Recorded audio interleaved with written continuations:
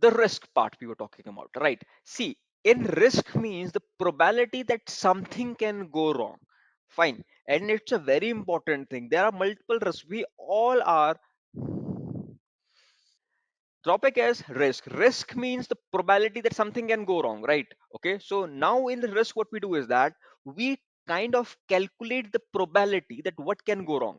Okay. So what is the probability that in a room, in a cabin, where I'm sitting right now, what is the probability that it can there could be a fire, or there what is the probability that there could be a short circuit?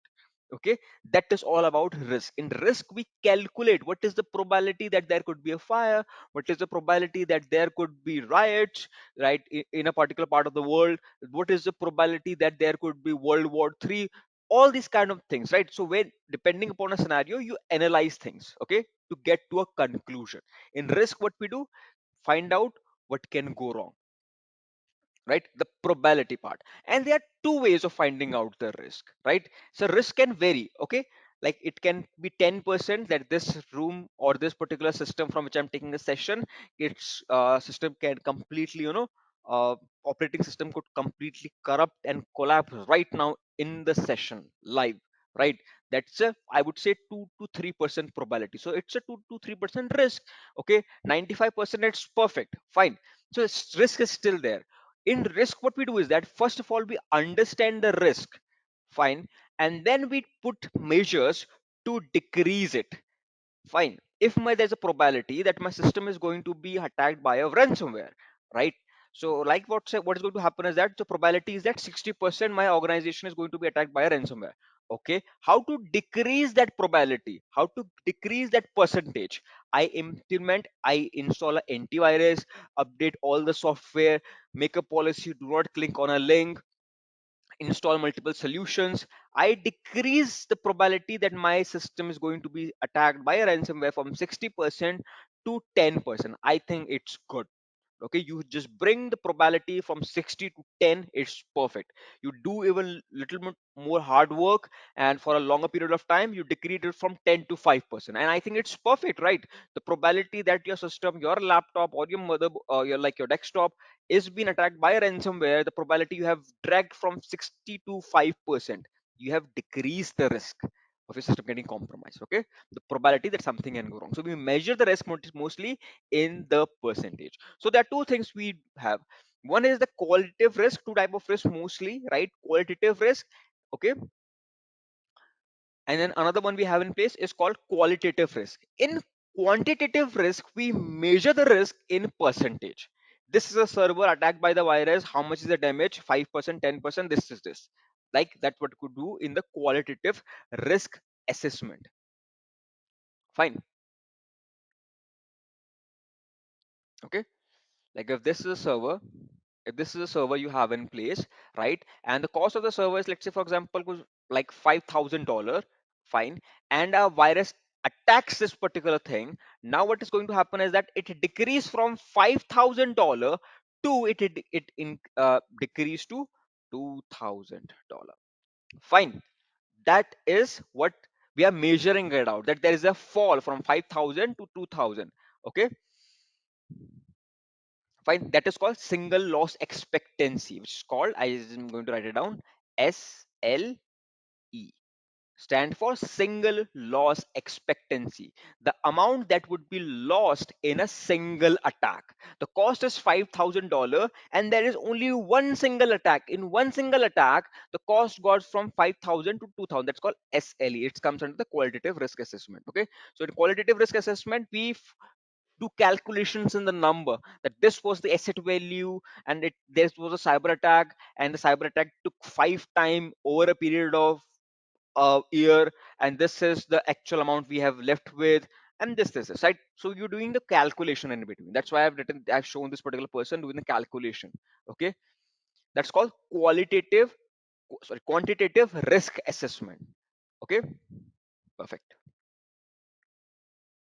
It comes qualitative risk assessment. This is second type, and in this you does not need a number. Okay, let me explain this particular matrix, and it's very interesting. Okay, this particular matrix in place, just give me a minute and let me just open my pen. Perfect. Likelihood means probability. okay, that there is a likelihood that my particular system would be attacked 5 times in a year. So likelihood is 5. 5 likelihood means probability, the possibility. How many times this particular attack is going to happen in a course of 1 year? 5 times, 10 times, 20 times. That is likelihood. Okay. And then we have this consequences. If the attack happens, what are the consequences this organization is going to face? So that's the two things we have in place: the consequences, the impact, and the likelihood, the probability, the possibility of repeated. It's going to come again and again. So let's say, for example, there's a this is a server we have in place. Fine. Okay. And this is a virus or any kind of a malware, you can say, but a ransomware, Trojan, anything, right? And it's attacking this particular server in place. Fine. Okay. Now what is going to happen is that this has occurred only one single time. So likelihood is one, right? Rare. Perfect. And the consequence would be like negligible. So the net outcome would be this, and it could be the risk is low. This could be the thing here. The risk would be low because it is rare, and the impact that particular virus have on that particular server is very negligible. See the consequences, the impact has happened one time, which is rare, and the consequences is very negligible. Very little effect has had upon the performance of the server in place. So the net result arrive is that it is the risk is low from this particular virus v. Okay, let's take another example. Let's say, for example, there is a virus with the name of x2. Okay, let me write it down properly. X2. Fine. Okay, it is new in the market, it is very dangerous. Fine. But let's say, for example, it attacks your system in a period of 1 year only one single time. Right? Again, likelihood 1. Okay. And what are the consequences? But remember, the consequences is very severe. If it attacks only one single time, the consequences are going to be severe. So the consequences is, I would say, catastrophic. Fine. So what you came up with, you came up with 5, and the yellow, and it's moderate. Okay, that's the thing. So we will say the risk of this particular x2 on a server is moderate. Fine. That's what we have in place. So this is how you can figure it out. Fine. Not a lot of a calculation you need. Like in the qualitative risk, it's pretty simple. This is the matrix you need, and you need to figure out the probability, the likelihood, how many times it's going to occur. Let's say, for example, let's have another example where a virus is repeatedly occurring over a period of a year. Okay, fine. Okay, in this particular S3, what is happening is that it is having very catastrophic impact. Fine. And what is going to happen is that it is occurring multiple time, right? It's a ransomware. The moment it gets into your system, it is going to encrypt it out, right? So we have in place two things. It is occurring 4 time over a period of a year, 4 time, right? And the consequences are severe. Okay, so let's go to this particular matrix and figure it out. X3, how many time it's going to likelihood 4. Okay, this is a thing, right? And the impact, I would say, is catastrophic. So came up with an idea of this is 20, right? And you can say it is extreme, the risk is extreme of this particular virus over our infrastructure. That is an important thing. Fine. So this is how you figure out the risk part, that how it is, right, of a virus. Okay, or a Trojan or a malware or anything. Fine. It could be a fire as well, that if there is a fire that happening every, you know uh, twice a month, right? There is some sort of short circuit, or there is a like your battery getting discharged, and there is a blast there. Okay, multiple problems could be there. So there is a fire, so it's occurring 2 times over a period of a month. If a ransomware happens once, where do you put it? See, okay, look, okay, that's a great, Vashit. Let's do that. Let me raise it up. Wait a minute. Okay, let me grab my pen. Let's say, for example, there is a ransomware. Okay, first of all, before measuring out the intensity, you have to figure it out two things about it. You gave Bashir giving me a question that the ransomware happens once. Where do you put in that particular matrix? Okay, so Bashir has given me only one parameter. I need two. One parameter is that, let's say for example it's a ransomware, so the probability I would consider is that the consequences, the moment it targets any system, the consequences are catastrophic. I assume that because it's a ransomware, it's going to encrypt information and steal as well, right? So I assume that the impact, the consequences would be catastrophic, and because it's going to be one time, so what you will see, it will be moderate. Okay, the risk is moderate because see, it is one time, it is rare that they have written as well. Fine. Okay, so this is the metrics that we have in place. So that's called qualitative risk. The organization does not decide just mainly upon this metrics, there are multiple other things as well. This is also very crucial and important that we have in place. That's what I'm telling you. So anytime from now onwards anyone say qualitative risk assessment, this metrics should be absolutely popping up over your head. Fine. Okay, so let's get started, move ahead. I think we are good with it. Perfect. Now let's understanding the roles and importance of security operations center, something which is called the SOC, right? Remember, security operations center. Fine. So now the question arises, what is actually a SOC? Abdul, absolutely. Okay. So what really happened in this thing in SOC? It's a very important thing. You can see that in the picture that I have. SOC perform multiple things like threat hunting, forensic investigation, incident response. So all these teams, even risk as well, comes under the SOC part that we have in place. So SOC stands for Security Operation Center. Fine. So that's what the full form of SOC is. Now the interesting thing here is this, that in the picture that you can see that this is not exactly, but kind of this is how actually in your organization a SOC really looks like, if in your organization you have in place. Fine. So SOC is a pivotal component of today's modern cybersecurity, right? And the it it is designed to protect the organization from ever evolving landscape of digital threats, because the digital threats are keep on coming, they keep on developing every single day. If you are familiar with the cybersecurity news, every day there is some new kind of ransomware is in the market. Okay, so Maze ransomware was an interesting ransomware, right? So what really happened? It's not recent. It's a little bit old. I would say 2 or 3 years back.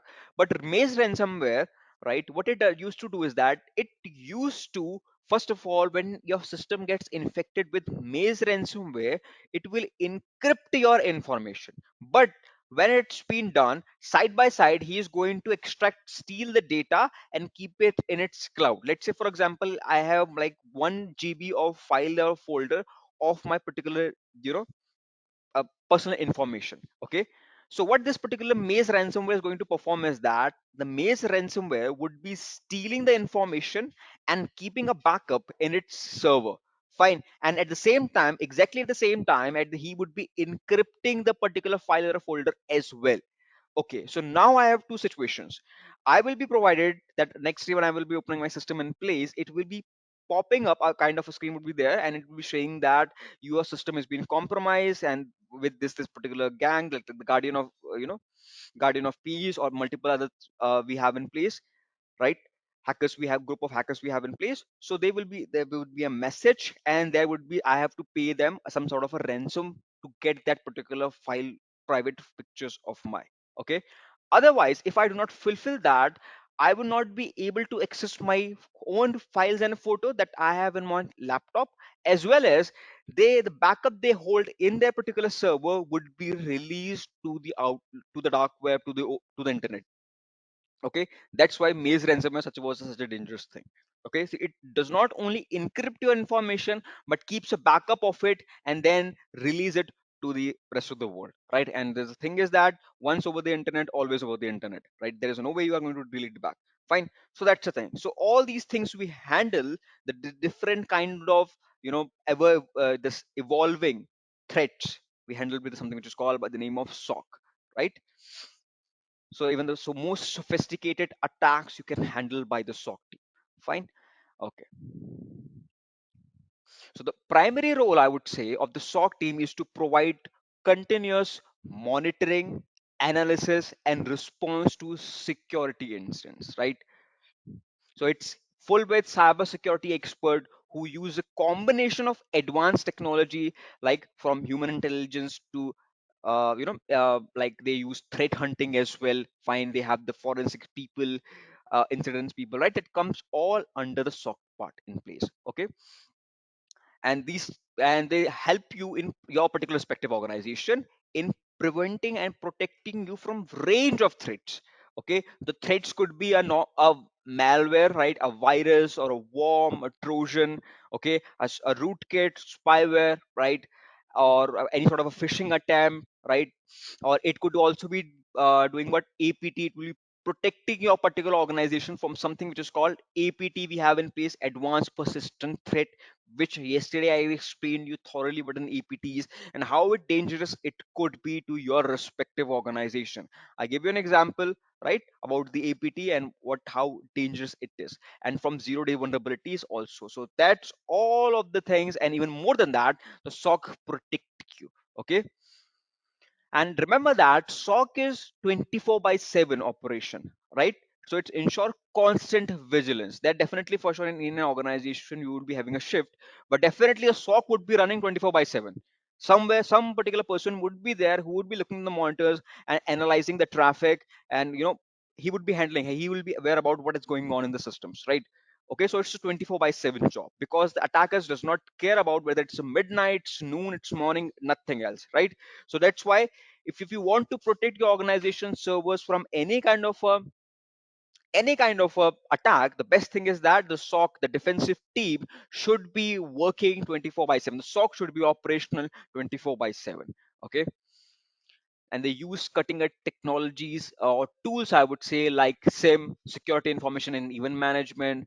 They use IDS, intrusion detection system, IPS, threat intelligence feed, right, and multiple other tools, right? Advanced tool as well, because they have to catch the hackers, which also by the on the other side are going to use the more sophisticated.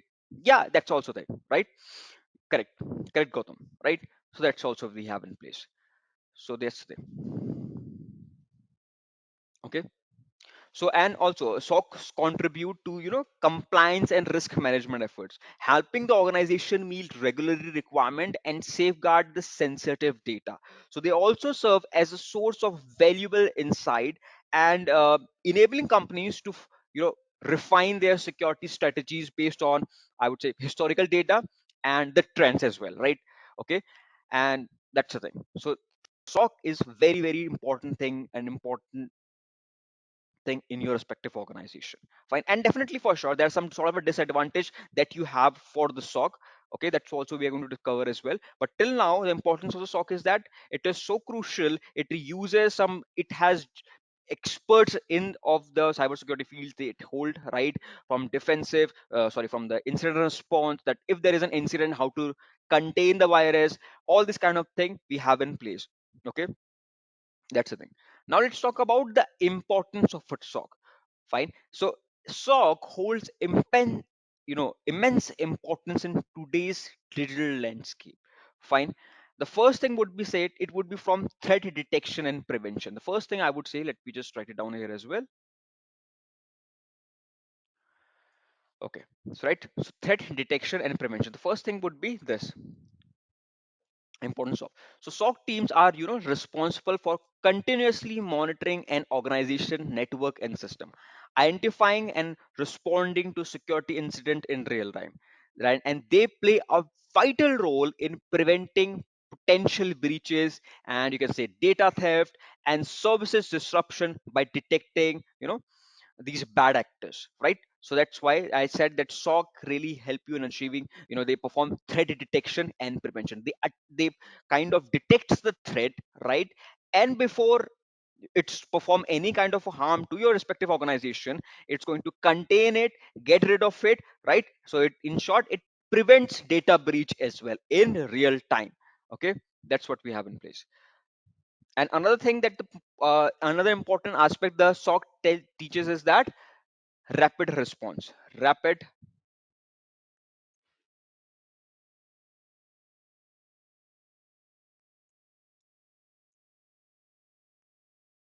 Rapid response. If, let's say, for example, your system gets compromised, your organizations gets compromised. Okay, fine. Okay, so rapid response. In rapid response, what really happens is that your organization is being attacked by, let's say, for example, the organization is attacked by some kind of a virus in place, right? And the virus is somehow able to bypass the firewall on these kind of things. But there are some monitoring tool as well. Even if the attacker is able to bypass the firewall, there are monitoring tools in place, and the monitoring tools will pick up it, and they will be sending up an alert. Ticket would be generated that there is some kind of a malicious intrusion being performed, or there is some kind of a file modification being performed. Fine, that's the thing we have in place. Now what is going to happen is that in this scenario, the SOC, what they do is that they do rapid response, right? They rapidly respond to that particular incident, the virus. They will be containing it so that it would not escalate, it would not spread to other field as possible. Fine, that's what we have in place. So rapid response is also part of the SOC team. It again, I first thing is that threat detection, it detects a threat, rapid response, right? Definitely for sure, it would be having a rapid response thing. And then another thing, another important part of the SOC team comes under is proactive threat hunting. Fine. Okay, so what is actually a threat hunting in place, right? So they would not only react to a particular incident. Let's say, for example, if there is a virus in place, the moment a virus enters the organization, then only the SOCs get, there are monitoring tools, alert would be generated, right? There is some kind of a DOS attack being performed, or some kind of virus has just entered the system. So definitely, it is not only going to be reactive, right? It is also perform the proactive effect as well. And one of them is threat hunting. So what they do is that the SOC team, they actively search for vulnerabilities and emerging threat, right? So that definitely for sure enhances the organization's security posture a lot. So what they do, they perform the threat hunting as well. So rapid response, threat detection, threat hunting, right? And then they have data protection as well. Very, very crucial, right? In today's world, data, yeah, Gautam, absolutely, right? Continuously monitoring and scanning, that's the thing, right? And data protection, right? So definitely for sure, your SOC team protects your CIA triad, right? The three pillars we have in place: confidentiality, integrity, and availability. These three pillars we have in place: confidentiality, integrity, and availability. SOC team protects that as well. It protects the confidentiality of the data. It protects the integrity of the data as well. Fine. Okay, and they will be using best tool, best advanced and cutting tool in the market to what, to make sure that your data is not, stolen, and it's not compromised by the attackers. Fine. Okay, like we have, like, let's say for example, if your organization have a SOC team, okay, so your SOC team would be protecting your particular data. Like what kind of data can we consider sensitive data, right? Like the trade secret, financial record, okay, customer data, all these are considered as a sensitive data. So SOC team makes sure that this data, the sensitive data, should be protected every at any cost. Okay, at any cost it should be protected. So they will be using best encryption mechanism as well. Fine, to encrypt the data, right? Like we have multiple encryption tools, they will be using them as well. They will be using hashes as well. They will be using salting, steganography, encoding, multiple cryptographic tools they will be using to make sure to make it secured, so that the hacker would not be able to steal the information. And if somehow he steals the information, he will be never able to use it for himself, because he will never able to decode it. Okay, that is also comes under the SOC part. Okay, another important about the SOC team is that business continuity, right? So by mitigating security incident and ensuring the availability of system and service, the SOC team contribute to the business continuity, because in the end of the day, if there's some kind of a virus that attacks your system organization in whichever field your particular organization is working, it fashion, oil, right, or any sort of a manufacturing they are performing, or software development, any kind of service your organization is working on, and if they got hit by a ransomware attack, definitely for sure they are going to face a lot of problem due to that.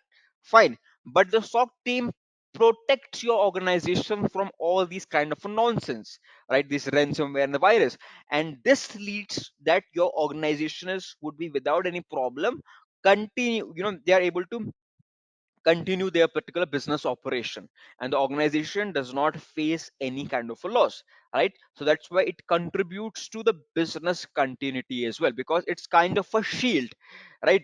It's kind of a big body SOC team you can visualize as like a big bodyguard we have in place, which kinds of, what it does is that it really helps your particular organization from handling from kind of attack of different kind, right? Whether it's a very simple attack or a very very complex attack or a sophisticated attack or even a new attack. Okay, so it really helps your organization in protection from all these kind of different threats in the wild. Okay, that's the thing. And another thing is that reputational management. Fine. If you get an idea, let's say for example, I would say why so reputational management, I would say consider under the SOC team. Okay, because let's say for example, if there is an organization, right? Let's say for example, there is an organization and this organization get hacked. Okay, now the interesting thing is that this organization is going to face lot of consequences. If I just erase out all these diagrams in place, just give me a minute, right? So there are a lot of problems an organization faces. Let's say for example, this is an organization we have in place. Okay, any organization in whichever sector it is. Okay, and it is hit by a virus. Okay, so there are multiple consequences this organization is going to face, guys, right? Like it could face reputational loss. Fine.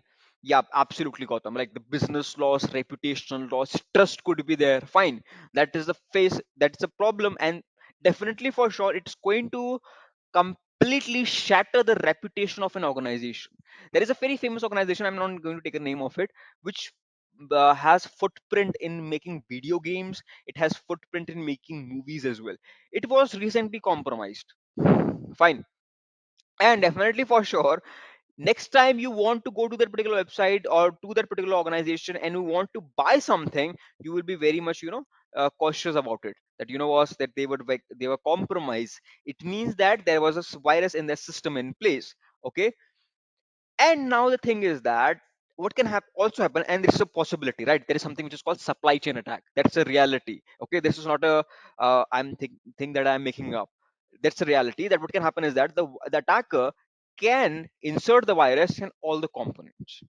Okay, so even if the attack is over, but still all the components are being infected with the virus. Fine. And now, like, you are the customer, you go to that particular website, you purchase a game, a DVD, or a digital format, or a kind of anything, any kind of a gaming console you purchase from that particular organization. It could contain a virus. The moment you plug in with your system, now your system is also concerned with it, right? Okay, this is what we have in place. Fine. Okay, so that's also, I would say, the reputational thing this particular SOC protect you as well. So now let's talk about the different tools we have in the SOC. Fine. Okay, let's talk about them one by one. The first tool we have in place, which is called by the name of SIM, right? It says what? Security information and event management. This is called the tools, and these are the tools which we use where in the uh, these are used by the SOC people. Okay, so SIM is a group of tools, right? It's a category of tool, you can say. It's not an exact name of one tool. It's a category of tool, right? Multiple tools come under it. So what actually SIM does is that SIM stands for Security Information Meaning Event Management, right? And it's a comprehensive approach to cybersecurity that involves collecting, analyzing, correlating data from various sources within an organization, right? To identify and to respond to security incident, right? So SIM systems provide a centralized platform for monitoring and managing an organization's security posture. Okay, so let's talk about the key components of the SIM that we have in place. Fine. What would be one of the characteristic feature of the SIM, I would say, is data collection we have in place. It's collected data from different platforms, right? They gather the data from wide range of sources like the networking devices. And what kind of example of networking device? So guys, can you give me the example of a networking device? What could be?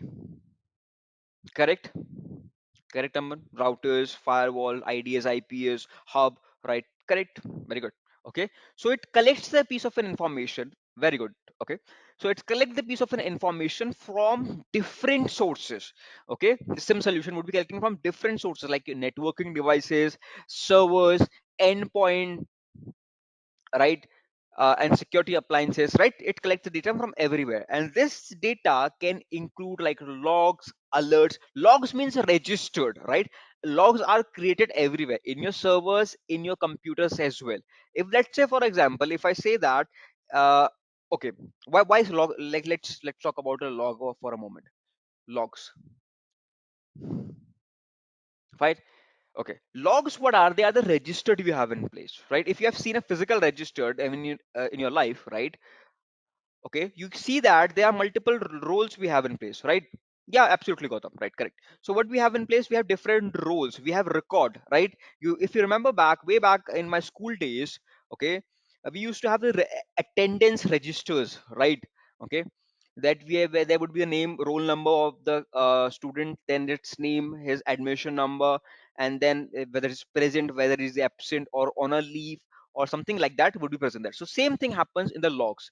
In logs, let's say, for example, logs are created in the backend in every system, whether it's Mac or whether it's Windows, whether it's Android or any kind of, even in Linux as well. Okay, so I would say that, let's say, for example, today at 9 a.m. I log in into my system in place. I enter my password, I hit enter, and I just, desktop open. I'm able to access my desktop. So in logs in the back end, the logs would be generated that the root user, right, or the admin administrator logged in with this credential, or they logged in at 9 a.m, and the login attempt was successful, and this, right? I created a file at 9:05, right? 9:05, 9 a.m, 9:05 a.m, and then I just uploaded a file or a photo inside it, and then at 10 a.m or 10:05 a.m, I, after a period of 1 hour, I deleted it. So what is going to happen is that the logs would be generated that he created a file at 9, he deleted at 10, and what kind of file information that hold, right? All these things. And who deleted the file? Administrator, user. Okay, if there's a user in my computer, like we can create users as well, so that he will be saying the user deleted the file at this time. So logs are very important. If you're interested in the civil cyber security, we have a kind of a one domain which is called by the name of forensic. Fine. And in the forensic, you do thorough investigation about these logs, right? Okay, so logs are not just yeah, yeah, absolutely correct, Gautam. Right, everything like the user created, any kind of activity that you have in place, any kind of thing you have in place, it's been registered in the log. So logs are the treasure trove for the forensic guys. Okay, if you are interested into the forensic part, trust me, you will be working upon analyzing, reading, gathering information, right? All this kind of thing, you will be playing a lot about the logs, right? So that's what we have in this particular sim part. Okay, so the data that it collects, it includes logs, alert, and other information related to the system and their network activity, right? So what it does, it collects the data. Okay, and once the data is collected, then the data is normalized. Fine. It's better that you use a tool, because in logs can provide you a lot of information, and there could be plenty of logs could be created, right? If I just go to see my logs of my activity in the complete day, logs, all of the multiple logs would be created. Not all of the logs are useful for me. I need the information particularly when this particular folder was created and it was deleted. So I have to just, tool really helps you in figuring it out, filtering out the things. That's really helpful. But yeah, definitely, for sure, without a tool you can access the logs as well. That's possible. By default it is present. So don't worry that, that Amit, I have not enabled the logs in my system. It is enabled from by day one. The moment you switch on a particular laptop, from day one it has been running in the background. Okay, it's a very important thing we have in place. Okay, perfect. So David, what we have in place is that we have multiple website in place. You can go to the internet and you will be provided, like there is Hacker News is one of the famous, which I also prefer as well. There is a website which is named by the name of Hacker News. Go to the Hacker News, on a daily basis you will be getting in articles and recent updates about what is going on in this field of cybersecurity. Fine. Like which website get hacked, which organization was compromised, and all this kind of thing in place. Fine.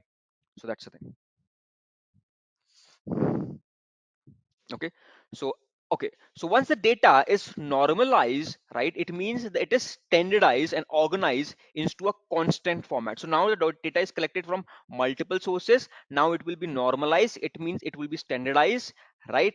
And this allows for effective analysis of the data across different data sources. Okay. So a lot of things happens in the sim. Then what really happens is that SIM system analyzes the collected data to detect patterns, anomalies, and potential security incidents, right? They correlate data points to identify events that might otherwise go unnoticed, helping security professional recognizing and responding to threat. Okay. So when a potential security incident is detected, the SIM systems can generate alert and notification. Okay, and it can also produce detailed report that provides insight into the security posture and incident trend over over the time, over the period of time. Okay, fine. That's the thing we have in place. Perfect. Let's move to the next tools we have in place: IDS and IPS. Right, intrusion detection system and intrusion prevention system in place. Okay, so now in intrusion detection system and IDS, what is going to happen is that in intrusion detection system, you it's kind of system in place, and what it does is that it's only detect any kind of an anomaly or any kind of a virus. Let's say for example, there is a virus, I have a IDS in my system in place. Okay, and IDS sees that there is a packet which contains some kind of a malicious thing. Fine, which I'm getting it up. Okay, perfect. So what is going to happen is that it is going to figure it out. It's going to scan the file and it figured out that there is a virus in present in the in this particular file in place. Perfect. Fine. Let's say for example, if I just say that this is a file we have in place, and inside the file you have a virus in place. IDS gets that okay, this is a file containing a virus in place. Now the interesting thing here is this: IDS only will be sending an alert. That's it. That's it. He will not be stopping or containing this file from spreading to rest of the equipment or the devices. If I just give you another example, which is the example I gave in my session as well, let's say for example you are going for a morning walk, a morning jog. Okay, and in the morning walk or a morning jog, you see that there is a particular person who is standing at the edge of a bridge. Fine. Now let's say for example you see that and he's very panicked, he's very afraid. You think that he looks like his body language looks like that he's going to jump within few minutes. Now what you do is that you act like IDS, intrusion detection system. You call the cops, you just picked up the phone, you call the cops, you just explain the scenario, and that's it. You just have alerted the cops, the authorities, that there is a particular person in this particular location. He's just on standing on the edge of a bridge and he's going to jump to a river, and that's it. You just then they say that okay, we understand it, we will be arriving within 5 to 10 minutes, and that's it. You hung the phone, and then you just keep doing a particular activity, keep on jogging, and then you kind of go from that particular place and place. That's what an IDS is. It figure out a problem or a virus or a trojan, any kind of a problem, a malicious activity. It reports, it send the reports, and that's it.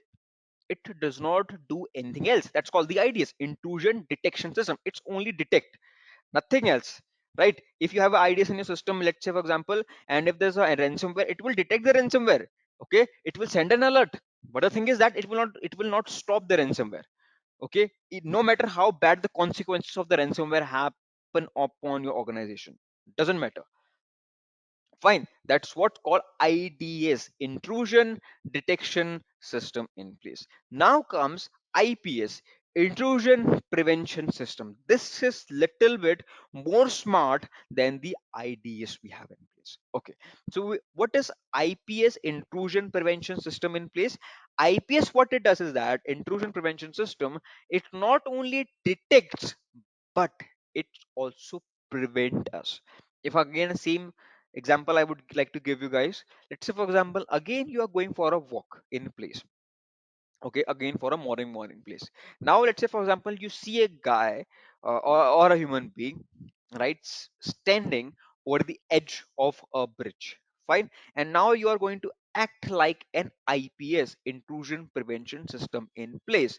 Now what is going to happen is that is in this particular scenario, like, you are going to call the cops, right? You're going to dictate them all the situation that is currently going on inside in this particular circumstances. Whatever the particular situation is, you're going to dictate to them, to the authorities, and the police person says to you that it will take at least 5 to 10 minutes for us to arrive at that particular location. Till the time you by yourself go and try to de-escalate the situation, you approach them, the police, you talk to the police, you have informed the authorities, they are on the way. Till the time it will take a minute for them to reach the particular location, till the time you approach to that particular person, you just calm him down, you just try to convince him, you try to cool him down, right? Okay, you try to be his friend, you try to be a good listener. Okay, what kind of issues he's facing, why he's making such a bad decision, right? That kind of thing. So you're de-escalating, right? You're preventing the thing from getting even worse. Okay, that is what an IPS does, intrusion prevention system. If again I would say, let's say for example again, this is again a folder which contains some sort of a virus in place. Okay, perfect. Now the interesting thing here is this is a folder with content. Now IPS is going to do what? IPS is going to analyze it. There are multiple ways through which these tools analyze the files or folder. Like there is, there, like today they use machine learning, then there's signature based detection, anomaly based detection, and multiple other things we have in place. So yeah, so it detects that that is what contains in, like, this is file contains a virus. Okay, got that. Now IPS would be generating a ticket, okay, a alert that this file contains a virus, and it will be provided. It will be sent to all the SOC team, and in the SOC team, you can imagine that it would be a very dangerous situation. Like I would, very, it would be a situation where everyone would be, running around and figure out what is going on, right? Okay, and there would be everyone will figure it out what's going wrong, and then they will be putting up the tools, people group to mitigate it out. Okay, so what the IPS does is that it figure it out that there is something wrong with this particular file which contains a virus, but at the same time the IPS also try to prevent it, as a kind of capture it by itself. Okay, delete it or quarantine it. Okay, it not only generates the ticket but try to prevent it as well. Either it by itself would delete the file, it will quarantine the file, or it will contain the file, right? So it's not only generating the ticket but also preventing the thing. That is called the IPS, intrusion prevention system. Okay, so IDS, in today's world we do not use a lot about IDS, intrusion detection system, because of the drawback that even if it's so good at detecting the things, but he's not good, or I would say he's very bad at preventing anything. Even if he's figure able to detect out it. Okay, that's what we have in place. Fine. Okay, perfect. That's called the IDS and the IPS we have. Now let's talk about another tool that we use in place is called the firewall in place, right? Okay. So firewall is what we're going to do is that in the firewall, it's again a tool, it's a network tool we have in place, and that particular tool is going to be used for what? For filtering out the packets. If you can see that right now in your screen, this is particular image explain what the firewall does, right? From the internet, okay, from the internet, you are getting multiple kinds of traffic in place. Fine. And now what's going to happen is that it is being filtered through the firewall. Fine. And the firewalls, you can see that only the legitimate traffics is being allowed. Other than that, the malicious one, the particularly in the red, the like a beetles, you are seeing that they are packets, they are not allowed. Fine. And the user one, user two, and the user three, they are well protected by the firewall in place. Okay, that's the thing. So but remember always that you have to configure the firewall. Fine. Okay, so and always remember that the firewalls comes in software as well in the hardware format. Fine. In the software format, I would say that you have your Windows firewall in place, right, which you does not, which already comes pre-installed in your Windows devices in place. Fine.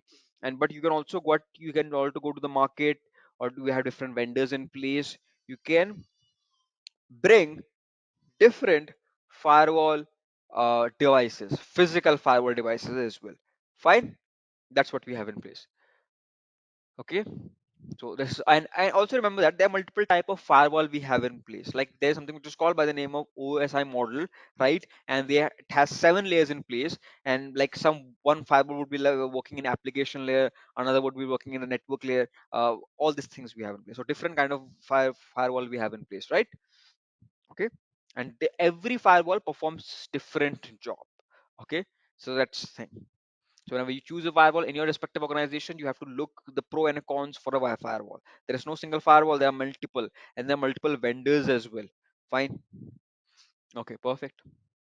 Very important thing in your organization. Now comes, let's talk about another tool that these SOC people use, something which is called antivirus and anti-malware solution, guys. Okay. So plenty of things, like there is a Bitdefender as well, right? In one point in time in my life, I used to use it a lot, not now. Yeah. Okay. So I keep on switching in between different, I would say, uh, antiviruses, right? For a period for 3 4 months I used Norton, then I switched to McAfee. So I keep on jumping in, like based upon I keep on reading a lot of security, uh, you know these reports that are be present provided, right? Because these antivirus, they keep on evolving themselves, right? So I keep on looking into that particular part, and based upon what a good feature they provide, I just uninstall the older one and purchase a new one. Fine. That's what we have in place. Yeah, F secure is also very good. Okay, so let's come back to the topic. So another tool that this particular SOC team also use, which is called by the name of antivirus and anti-malware solution. So antivirus and the anti-malware solution, it's pretty straightforward. Like the antivirus you have in place. All right. What's the advantage of the antiviruses? Okay, the first question I want you guys is that, if let's say for example, if I just let me draw it again, let me draw and let me then ask you a question, that if this is a virus you have, if this is a kind of a server you have in place, right, and this is a virus which is a very new V1. It has just occurred. Let's say, for example, it was just created at 9 a.m.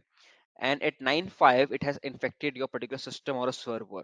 So, do you think that your particular antivirus would be able to protect you from this?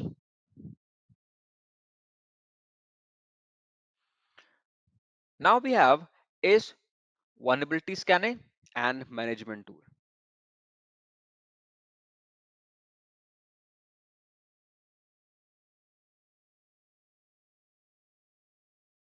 Okay. Another thing we have is place is vulnerability scanning and management tools. So, guys, what is a vulnerability?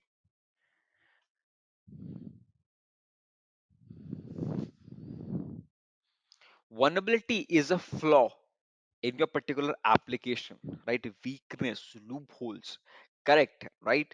These are the names which comes to our mind when we talk about something which is called by the name of vulnerability. Okay, so vulnerability, it could be in your particular laptop, it could be in your desktop, it could be in your mobile phone, tablet, smartwatch, anything. Okay, any kind of piece of a technology it is, it has a vulnerability in itself. From whether the vulnerability could be present at the hardware level, okay, and the vulnerability could be present at the software level as well. Any kind of thing it could be present. Okay, yeah, right. But if the vulnerability is at a software level, then I would say that it could be easily patched. If there's a vulnerability in the Google Chrome or Mozilla or any kind of an application that is present, definitely the vendor need to just kind of launch update, and that's it. It will be updated automatically, right? You go to the Google Chrome and just check whether your Google Chrome is updated or not. Most of the time it would be updated, right? Because automatically in the backend it automatically updates itself. Fine. But if the vulnerability is kind of hardware based vulnerability, if the vulnerability is present in like multiple kind of chips you have in your particular motherboard, right? That is TPM, right? Trusted platform module chip, very important chip, very important chip from security point of view. Then you have your particular processor, RAM, multiple things you have in place. If there is a vulnerability at the hardware level, very difficult first of all to detect. Another, the problem is to get rid of, first of all to detect, then to contain, and then to get rid of it. Okay. And if the vulnerability, so there is no way it could be patched by update, that the probability is very less. Okay, fine. The only thing that only solution of a hardware based vulnerability is that replacement of that hardware component in place. Fine, that's the thing. Okay, so vulnerability scanning, what we do is that we scan the particular system or a network, right? Yeah, at TPM, the TPM is a chip pos, right? Trusted platform module, and HSM is a device we have in place. So two are completely different thing. HSM is a device and TPM is a kind of a chip. Okay. At every systems today we will be having a TPM. And if you are aware about, like if you want to switch from Windows 10 to Windows 11 in place, you need to have some like some system configuration, specific system configuration, and one of them is that your system should have TPM 2.0. Okay, if you want to switch from Windows 10 to Windows 11, Windows 11 would not be installed in your system if you do not have TPM 2.0. That's a very important thing. It's a mandatory thing that they have set it up. Fine. Okay, perfect. Yeah, so vulnerability scanning is that we have multiple Upendra, TPM. TPM, Upendra, is a chip we have in place, and what that particular TPM chip does is that it contains all your keys. So let's see, at the end of the day, when you have your password, right? So where is actually your password of your particular laptop is stored? Your password stores in the TPM, Trusted Platform Module, in certain format, which is completely different thing, which is uh, but it's stored in the TPM, right? Okay. Yep. So we have vulnerabilities, right? No system in the world is fully patched. At the end of the day, there are going to be systems which will be having some sort of a vulnerability. Okay, perfect. Now the thing is how to find it out. We are finding out a vulnerability through vulnerability scanning. Fine. So we are going to so we have multiple tools for finding out the vulnerability, multiple, right? That's one is like be secure, we have in place vulnerability scanning tool. Okay, account then we have burp suit, Acunetics we have in place, right? Then we have burp suit is a very famous one. Another one is GFI, Langard, correct, and map is there. Then there is frontline, there is Nexpose, uh, nmap is also already mentioned, right? Okay, and there is open bars, then Qualys card. Okay, then there is Sant, tripwire, IP, I think 360. Yep. Okay, that's what we have in place. Fine. So yeah, plenty of the things we have in place. So most familiar, I would say, burp suit and nmap is I have used a lot. Nices, burp suit, and nmap. Fine. So patching is see what really happens is that patching, you have a problem in your particular system in place, right? A vulnerability, and you a system gets update. The vendor was going to release up a update, and that's the thing, fine. Okay, and you're going to install it up, and your vulnerability is gone. That's it. But if that's just an overview I'm telling you right now, okay, but it could be if you truly want to go deep into it, that how vulnerability is patched, what is the process going on, or how the API really works, and all this kind of stuff in place, then it's completely different thing, boss. Right? Okay, that definitely a course in itself. Fine. Okay, perfect. So that's what we have in vulnerability scanning part. Okay, yeah, perfect. Nieces, Qualys, Tenable, any multiple tools we have in place, right? Multiple tools for vulnerability scanning part. Fine. Okay. And another thing is another kind of tools the SOC people have is forensic tool. Fine. As I told you, forensics is one of the domain that comes under the field of cybersecurity. Fine. So like we have the forensic guys, right? The people who collects the DNA at the time of what? If there's murder or any kind of you know crime is there. So you see that people with white suit, right? Hazmat, and there is a mask they are wearing, and they're collecting the DNA, the blood samples, the fingerprint. They are the forensic guys, fine. But why we need a forensic people, particularly in this technology? Okay, so because what we there are bad peoples, there are threat actors, and they are using this technology to do some hideous crime, right? They're spying on people, they are stalking people, they're blackmailing them, stealing their data, uh, conducting frauds, right? Okay, those kind of things are there. So that fine.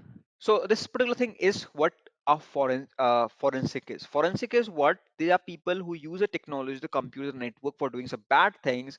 And what happens is that at the end of the day, you are analyzing, you're collecting the data, you are storing or segregating the useful information, fine, and then presenting it in an organized manner, okay, in front of the code of the law, so that the culprit would be sent behind the bars. That's what the job of the forensic guy is. Let's say, for example, if I am contacted by a police, right, a state police, that there is a crime being conducted, and the data is present in the calls log, um, any kind of things are present in this hard disk, right? Can you extract the piece of information, because we do not have the password? So can somehow you extract the data and then present it in a very professional manner and legally as well, that can you show it in front of to the piece of code of the law, so that this particular person could be sent behind the bars, that and we can prove that he has committed a crime. That all comes into the foreign part, and multiple different tools are used to perform this forensic, right? Autopsy is the famous, okay, one of, not the only, but one of the famous tools we have in place. There are multiple tools you can have, right? And some has their own unique feature in themselves. Some could be free, some could be paid, and all these things we have in place, fine. Okay, so autopsy is one of them. So I would say that one of the characteristic feature these forensic tools is that what they do is that they extract your data. Okay, let's say for example I am okay guys, let's say for example you have a particular pen drive by yourself, right? And in your particular pen drive you have a particular picture, personal file, and you format or delete that picture.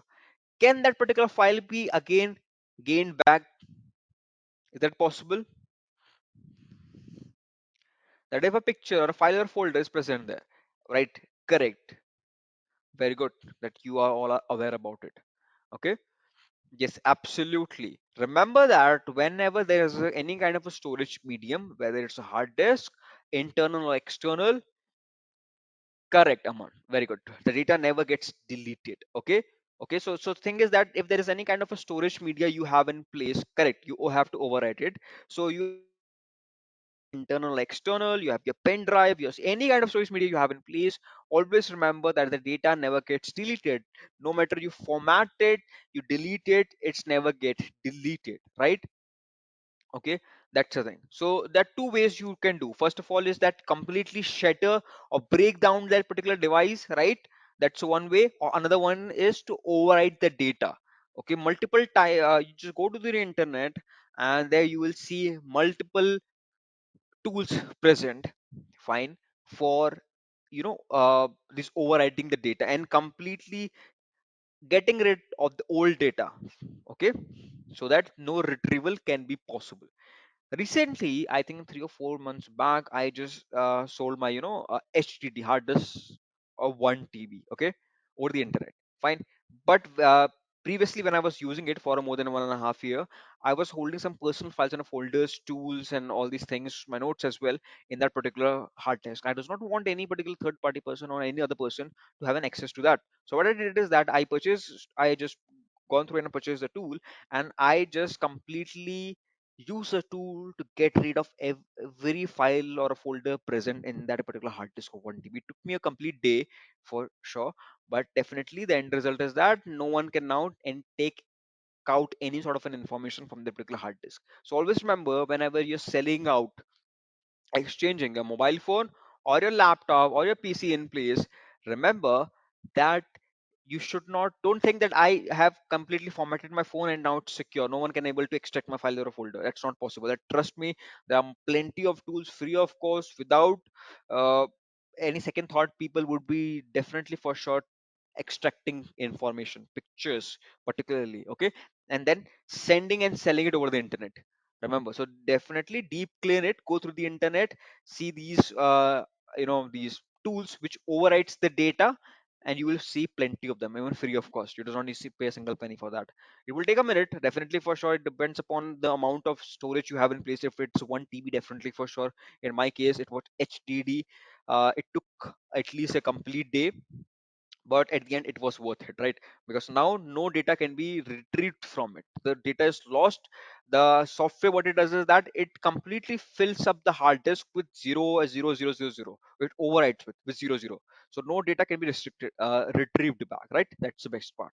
Fine. Okay, so remember that the characteristic property of a forensic tool is that forensic tool you cannot retrieve it really, using it you can retrieve the data, right? Some of the forensic tools have some other configurations as well, right?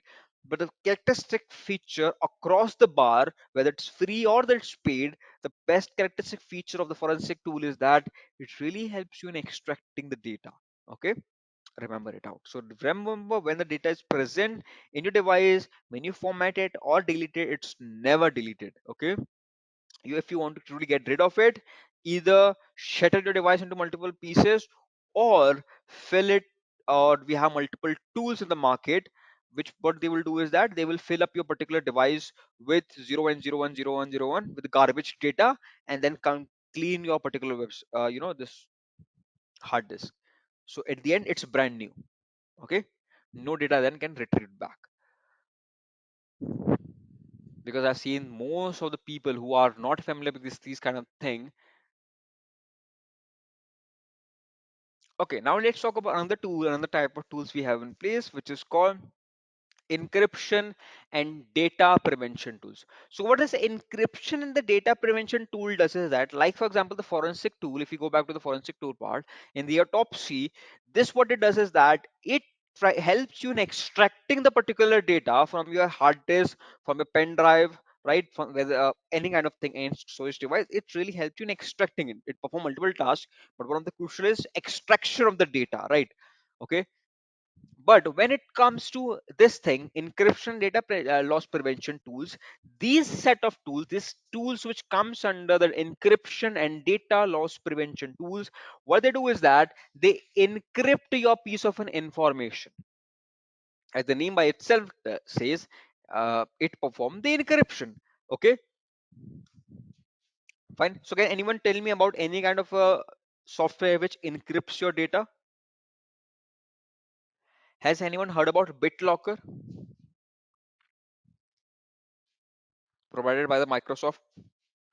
That would be a perfect example of this encryption and data loss prevention tool, BitLocker. It's free. Okay, you does not have to go to anywhere and just download. Do not need to pay any single penny for it.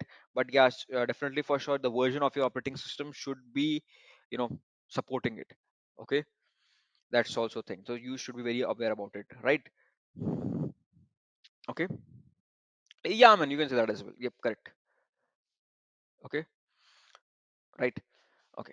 So encryption and data loss. So BitLocker, what it does is that if someone is not familiar with the BitLocker, is that yeah, wire crypt. I mean that's also correct. Okay, multiple tools we have in place, right?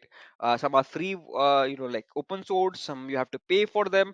Plenty of them. I've just given you one very famous one, which is BitLocker, right? Because it's famous because already provided by the Microsoft in your system in place. But the thing is that your system should support it. That's the condition you have in place. Okay, so BitLocker is there, right? And BitLocker, what it does is that it performs something which is called by the name of full disk encryption. Fine. What the full disk encryption is that it will completely encrypt your particular the hard disk. Okay. If I just say show you this thing, if it, with the diagram in place, let's say for example, this is my hard disk in place. I have multiple. Let's say for example, it's of 1 TB. And today I go there and I today what I do is that I say I am using BitLocker and I enable BitLocker and I say to that the BitLocker encrypt this particular hard disk. So this is my complete hard disk, right? Remember, this is my hard disk, primary hard disk of my laptop.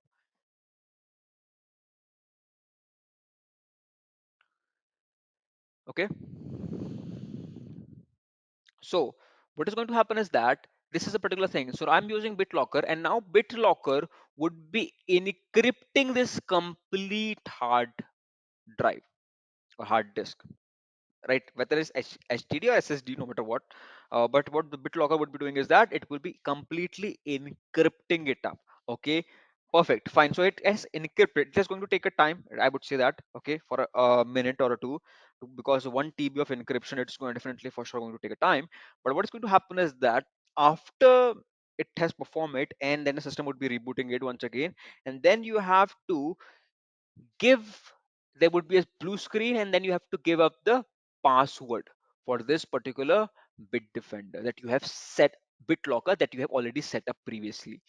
Let's say for example the password was 1234. I enter it up, it will be then decrypting the complete hard disk, right? And then my windows would be appearing in front of me and then I will be entering my password, like whatever my password is, and then I will be login as a root user. Okay, so it completely decrypts and completely encrypts your particular file. Okay,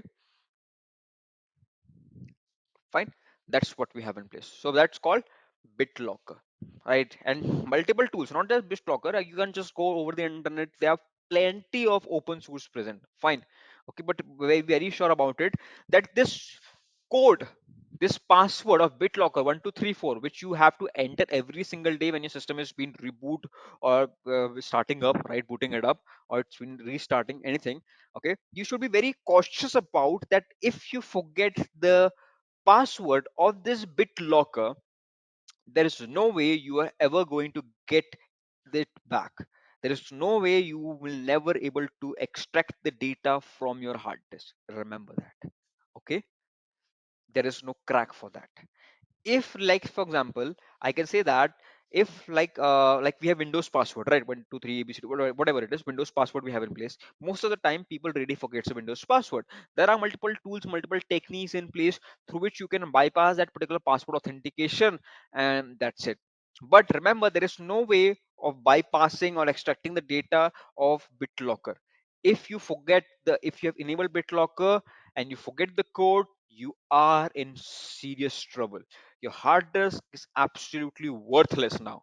There's no way you are ever going to crack it, or you are going to retrieve the data back. There is no tool, to be very frank with you. There are a lot of claims made by different organizations, all failed. No tool in the market currently, which I know by myself, holds this particular tag that it can crack, okay, or it can decrypt a hard disk which is encrypted by BitLocker. So be very responsible with that. Okay, very good tool, but be very responsible. Perfect, right? That's called encryption and data loss prevention tools we have in place. So it encrypts your data. So why will I need to encrypt my data? What's the importance of a BitLocker? Why I need to encrypt my data using a BitLocker, right? What should be the important? Let's say for example it protects. Let's say for example my laptop is just lying down, lying in my desk in my office, fine. And now the interesting thing is that one of my malicious colleague or malicious insider sees that my laptop is just like, yep, okay, yes, sure, to prevent from unauthorized access. But I would say Not exactly that. I would say, let me just complete up the example once again. So a laptop is just my laptop is just lying there, right, over my particular table, and a malicious insider is just there roaming around, and he sees my laptop. What he's going to do is that he is going to approach to my laptop near to it, and then he is going to take out the hard disk, right? And then he can just go outside of the organization and can run away, and then he can go to his house, attach the hard disk to his system in place, and then he can read all the information, copy, make it public, whichever present in the hard disk.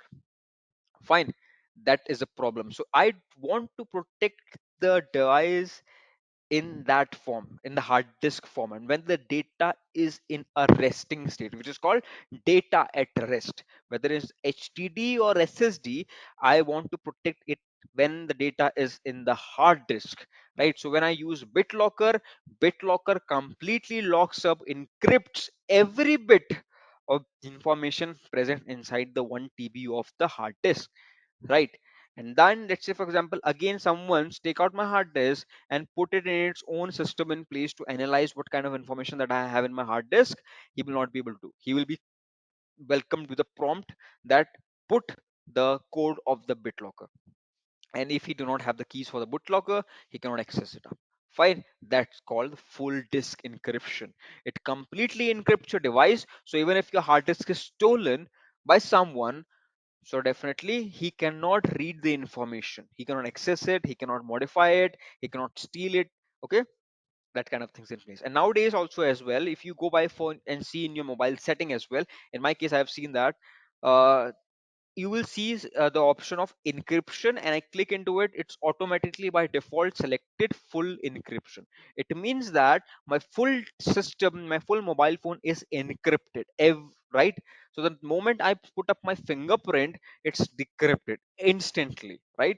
That's what we have in place. Okay, so the data is stored in the particular system, my phone, my laptop, my desktop, in an encrypted format. Till the time the data is not decrypted, you cannot use it. It's absolutely a garbage for you. Fine. So that's an importance of it. It's a very, very important thing. In the organization, I have seen that they have these policies in place that if you want to bring your own laptop, own devices in place, whether it's mobile phone or a desktop, it should be whether it's a laptop, so it's absolutely for sure would be having some sort of a encryption and data loss prevention tool inside, like a BitLocker in place. Okay, that's why if you use a BitLocker, be very cautious about it, or any other kind of a tool in place. If because they have a I personally you have used the BitLocker. I have not used any other tools. I have learned, read a lot of articles about them, but I have used thoroughly only BitLocker. Okay, and I have read a lot of articles about it in Reddit, in Twitter, multiple other platforms, that the multiple experts they have, you know, they say that it's next to impossible to crack it right now. Okay, but definitely for sure as technology increases, definitely the attempt to brute force these devices also increases, right? That's the thing, right? So we have something called first level is level 1 SOC.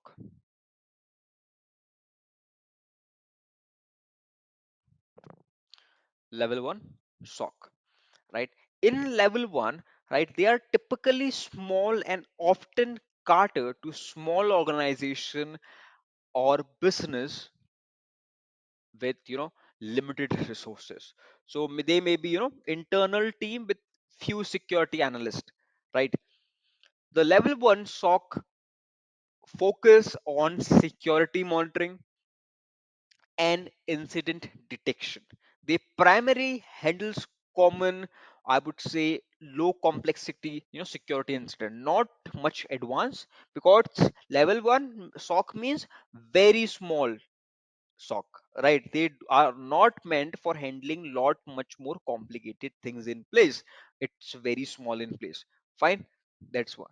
Okay, so they handles a very small incidents. Fine, not a complicated attack they can handle because they do not have resources for that, right? They use basic security tools and technologies for monitoring, right? For alerting, right? Like you can say like open source firewall, they can use antivirus software, IDs, okay, which are pretty cheap, right? So that's called level 1 SOC. Perfect. Then comes the level 2 SOC. As a level increases,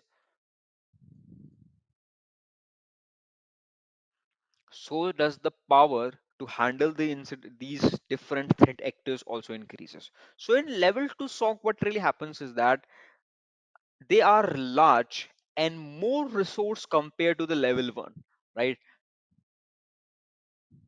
So they often serve minimum site organization with a more extensive digital footprint. So level 2 SOC expand their capabilities to handle more complex incidents, including advanced malware and moderation security breaches. Okay, they also have a broader range of security tools and monitoring capabilities. They incorporate more advanced security tools and technologies like you can say SIEM, right? EDR, XDR, right? Those kinds of tools these can also use as well, right? And these level 2 SOC are more refined incident response process, and their analysis are better. Analysts are better equipped to investigate and mitigate a threat. It means that level 1 has little bit of resources, it's a very short team, very less capability to handle um, any kind of an attack, okay, or very less capability to contain a virus. That kind of thing we have in place. Level 2, much resources, much more complex tools, right? The analysts, the security analysts are equipped with much more, you know, good tools and options in place. They can respond to an incident, they can contain a virus. Fine, those kind of things can happen in level 2. Then here's another level we have in place, the highest level, which is called level 3. Level 3 SOC.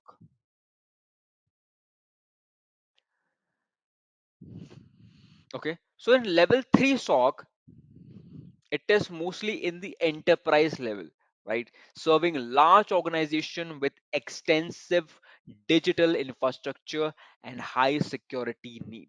So these SOCs are well equipped to handle sophisticated and targeted threat.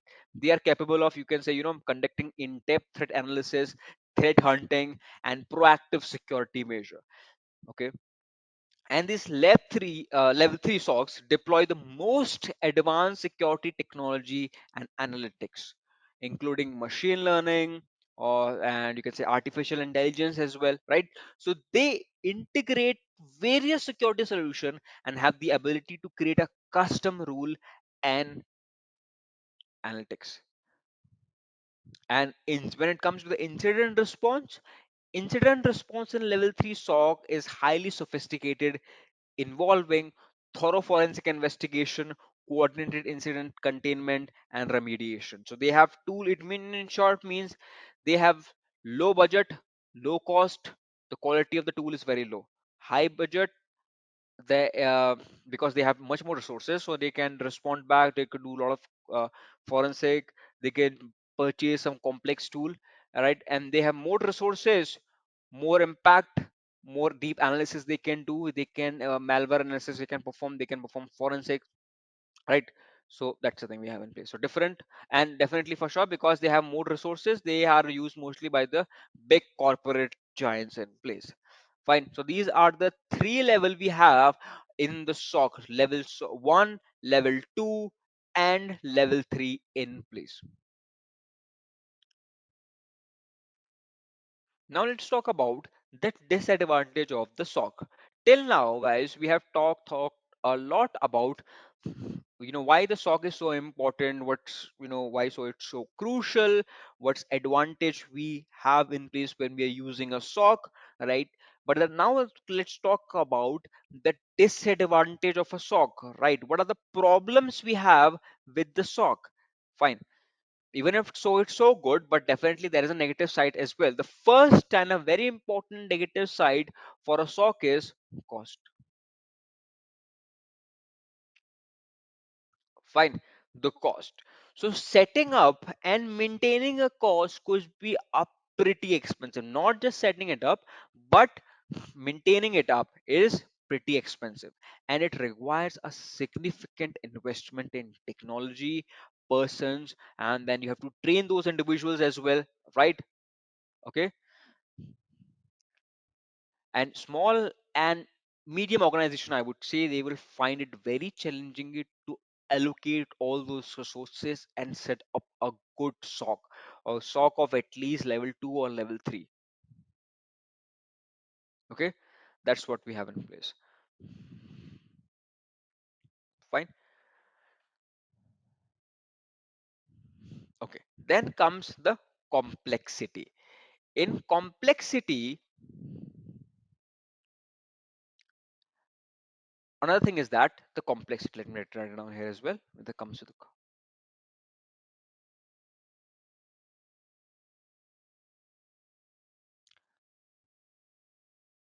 complexity, right?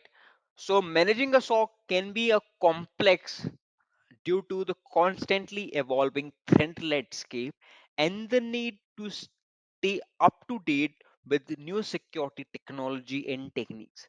So this complexity can lead to challenges in hiring and retaining skilled people. Fine. So that's also another problem that you have in place, right? Then comes skill shortage. Finding and retaining cybersecurity professional with the right skill and expertise can be a difficult thing.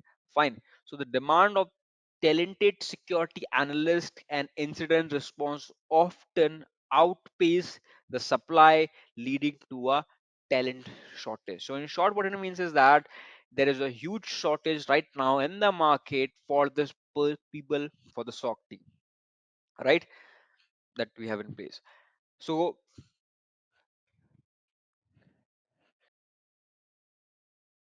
okay, yeah. So first was the problem with the SOC was the cost, then there was complexity, then there's skill shortage in the SOC, right? And then comes the false positive. Security tools in a SOC, right, can generate, because they use a lot of tools, right, and they analyze a lot of traffic as well, incoming traffic as well as outgoing traffic. So the SOC can generate a huge number of false positive. Fine. So these are alert, right, or you can say the warning as well, that are not indicated of a real threat. They are false. They are saying that there is some kind of an alert is, but actually it is not. So it's for false positive alarm, right? And definitely for sure, because that ticket has been generated, now the resources would be deployed to investigate what is the reason behind this thing. What is the reason why this happened?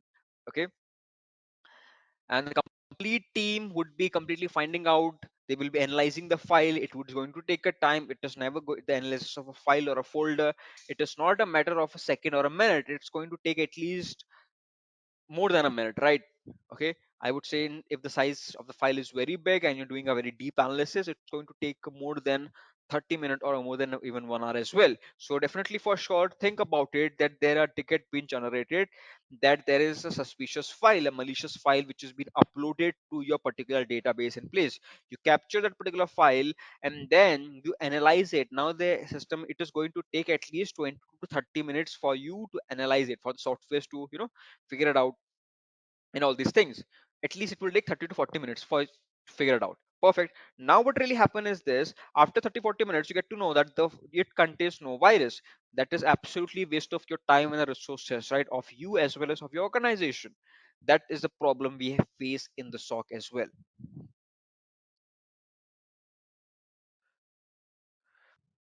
Perfect. Then let's move ahead and let's talk about the roles and responsibility that are present in the SOC. Roles and responsibilities within a SOC. Fine. The first one is security analyst. So what the security analyst does is that the security analyst is a particular individual, right, a professional who is responsible for safeguarding an organization digital asset, right? They monitors the network traffic, system log, and security alerts to detect and respond to the potential threat. Fine. These security analysts investigate security incident, manage vulnerabilities, right? Then we have incident response, guys. This also comes under the SOC part, right?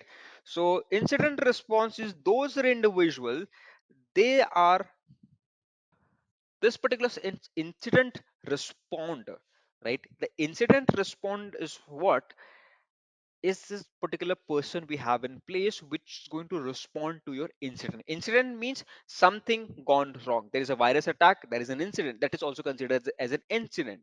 If there's a ransomware attack, there is an incident. So when there is an attack happens, if there is a any sort of an attack, ransomware attack, virus attack on your particular application in place, so what is going to happen is that this particular incident responder would replying back to it, like containing it. Let's say for example, if you have two PCs in your organization, you have multiple, just for example I'm taking two PCs, right? This gets infected by a virus, right? Now the what the incident response team is going to do is that, or the incident response lifecycle is going to do that, is going to contain it, this particular system in place, so that the virus does not spread to other systems in place. Fine. So the containment, and then they will be analyzing it out, then they will be what, they will be getting rid of it, quarantining it, then they will do malware analysis, what is what is happening, how the particular malware is behaving. Fine. And that kind of thing is that, so that's the job of the incident responder. They respond to a attack, right? Okay, a reply to a attack. If a ransomware attack happens to your organization, how you are going to handle it out, boss? You're containing the virus, you are encrypting the information, all comes under the incident response, right? They're containing the virus so that it does not spread to all the PCs in place. That is all part of the incident response team. Okay. So incident response is by itself is also one of the crucial domain in the cybersecurity. Now comes another team we have in place, which is the another job role in place in the SOC team, which is called the threat hunter. Threat hunter, what they do, they intentionally go by themselves and they find out the vulnerability. Okay, so what, let's say for example, I would, if I am a threat hunter in a SOC team, what I will be doing is that I will be myself would be going and looking for a vulnerability or a virus by myself, or for an APT, advanced penetration tester, advanced persistent threat, right? Okay, so I will be looking for that as well. That's what the threat hunter do. They intentionally go to their application and find out if is there is someone sitting there or not, without, if even if there is no alert, there is no security concern, right? Or if there is no alert or there is no pop-up, nothing like that. Okay. Then comes the security engineer that we have in place. So what is a security engineer? Security engineer is that particular person who is going to build up an architecture, right? Okay, who is specialized in designing, in implementing, who is absolutely good at designing things, designing particularly products, right, softwares, right, and implementing things, right, and maintaining security measures in the IT department, in your IT organization, right? That's security engineer. It's also a thing in the SOC. Fine. Threat intelligence analyst, right? Threat intelligence analyst, what it does is that threat intelligence analyst is that particular person, there are a lot of intelligence means information, and threat means a particular person who can kind of, what he can do is that threat means any particular thing which can affect your organization, right? The hackers, you can say that, right? Intelligence means information, so hackers information, so a threat intelligence analyst gather hackers information, the tools they are using, the methodology they are using it up, right? That's the job of the threat intelligence analyst. It gather the information, okay, that which are the tools currently being used by the attackers and all this kind of thing in place, right? Then comes the forensic analyst. So forensic analysts are those individuals who performs the forensic, right, analyzing the logs, which files were created, is that particular file being created or being deleted by a malicious person or not. Because what happens is that the hacker is also aware about the logs, right? He knows that when he will be hacking into my system and creating a file or a folder, logs will be created. So what the hackers do is that after they have completed the hacking part, the last step they perform is that they kind of get rid of all the logs. They completely wipe up the logs. So that's the part comes under the forensic analyst. Forensic analysts dig deep dive into these logs, these behaviors, to catch up these hackers, right? These bad people, this malicious people. Fine, that comes as a forensic analyst. Then there comes the data analyst. That data analyst, previously it was not there, but right now they have introduced this. Right now I have seen that many organizations are using this data analyst as well to analyze the data. A lot of data is being generated, right? Billions, like terabytes of data is being generated every 6 second, right? So this data analysts, what they do, they organize the data. They kind of get a summary of the data. Okay, it really helps the organization into that. Fine. So this is also present there. And there comes the risk management also. Risk management specialist, what are they are specialists in the risk, right? If there is a fire, if the possibility, if there's a 90% possibility that there could be a fire short circuit in the organization, so how to bring it down to 30%, that would be provided by the or leaded by the risk management specialist, right? That which kind of things you should start implementing. Okay, those things comes under the management specialist. His job is to bring down the risk, whatever the risk is, whether it's insider risk, like malicious insider, or any short circuit, or it's a or risk of natural disaster, or of any like a wind or a earthquake. That all comes under the risk management specialist. He resolves the risk. Okay, and these are the key function of the operation of a SOC, like reporting, log collection, aggregation, correlation, SIM, ticketing, knowledge base, threat intelligence, right? Research and development. Find multiple things the SOC perform. It gathers the data, analyze the data, read the data. Okay, find out if there is something going wrong with the data as well, right? If there is something wrong, then they're going to respond it back, and this kind of thing is there, right? So multiple function the SOC perform.